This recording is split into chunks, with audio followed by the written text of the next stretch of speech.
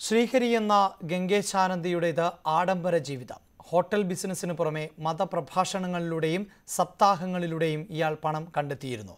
സംഘപരിവാർ സംഘടനകളുമായി അടുത്ത ബന്ധമായിരുന്നു ഗംഗേശാനന്ദിക്കുണ്ടായിരുന്നത്.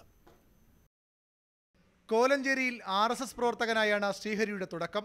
പിന്നെ വാഴൂർ തീർത്ഥപാദാശ്രമത്തിൽ നിന്ന് ദീക്ഷ സ്വീകരിച്ച സന്യാസ ജീവിതത്തിലേക്ക്. ബുള്ളറ്റ് സ്വാമി എന്നും ഹരിസ്വാമി എന്നും വിളിപ്പേര്. തീർത്ഥപാദ പരമ്പരയിൽപ്പെട്ട സ്വാമിമാരിൽ പ്രധാനിയായി ഗംഗേശാനന്ദിയുടെ വളർച്ച പെട്ടെന്നായിരുന്നു. കൊല്ലം പന്മന ആശ്രമവുമായി ബന്ധപ്പെട്ടും ഏറെ നാൾ പ്രവർത്തിച്ചു. സംസ്ഥാനത്തെ മറ്റു ആശ്രമങ്ങളുമായും സന്യാസ സമൂഹങ്ങളുമായും അടുത്ത ബന്ധം. സർക്കാരും സന്യാസികളുമായുള്ള ചർച്ചകളിലെ സ്ഥിരം സാന്നിധ്യം. സന്യാസിയായ ശേഷവും സംഘപരിവാർ സംഘടനകളുമായുള്ള ബന്ധം തുടർന്നു.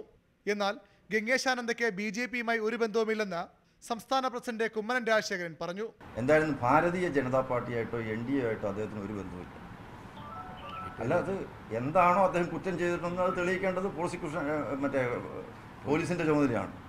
പോലീസ് അന്വേഷിക്കട്ടെ, അതിന് ഒരു തടസ്സം ഒരിക്കലും അന്വേഷിക്കണമെന്ന് തന്നെയാണ് പറയുന്നത്.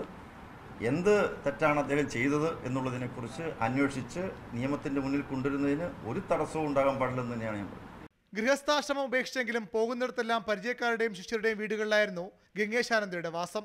ചട്ടമ്പിസ്വാമി ജന്മഗൃഹവുമായി ബന്ധപ്പെട്ട സമരത്തിനാണ് ഗംഗേശാനന്ദ കണ്ണമ്മൂരിലെത്തുന്നത്. സമരത്തിന്റെ മുൻനിരക്കാരായിരുന്ന പെൺകുട്ടിയുടെ കുടുംബവുമായി അടുത്തു. സമരകാലത്തും അതിനുശേഷവും ഈ ബന്ധം തുടർന്നു. മാസങ്ങളോളം ഇവരുടെ വീട്ടിൽ താമസിച്ചു. ഇതിനിടെ ചട്ടമ്പിസ്വാമി സ്മാരക നിർമ്മാണത്തിന് ഭൂമി വാങ്ങാൻ 1 കോടിയോളം രൂപയാണ് ഗംഗേശാനന്ദയുടെ നേതൃത്വത്തിൽ സമാഹരിച്ചത്. ഇയാളുടെ ബിസിനസ് ബന്ധങ്ങളാണ് ഇതിന് സഹായകമായത്. ഇതിൽ ക്രമക്കേട് നടന്നെന്ന ആരോപണങ്ങളോടെ നാട്ടുകാരുമായി അകന്നു. പിന്നീട് ഗംഗേശാനന്ദയ്ക്ക് പണം നൽകി NSS ഈ ഭൂമി വാങ്ങി. കോലഞ്ചേരിയിൽ ദൈവസഹായം എന്ന പേരിൽ ഹോട്ടലും നടത്തുന്നുണ്ട്. ഇവിടെ സ്വന്തമായി ആശ്രമവും ഫാം ഹൗസും ഇയാൾക്കുണ്ട്. ലക്ഷക്കണക്കിന് രൂപയുടെ സമ്പാദ്യമുണ്ടെന്നും പോലീസിന് വിവരം ലഭിച്ചിട്ടുണ്ട്. ന്യൂസ് 18 തിരുവനന്തപുരം.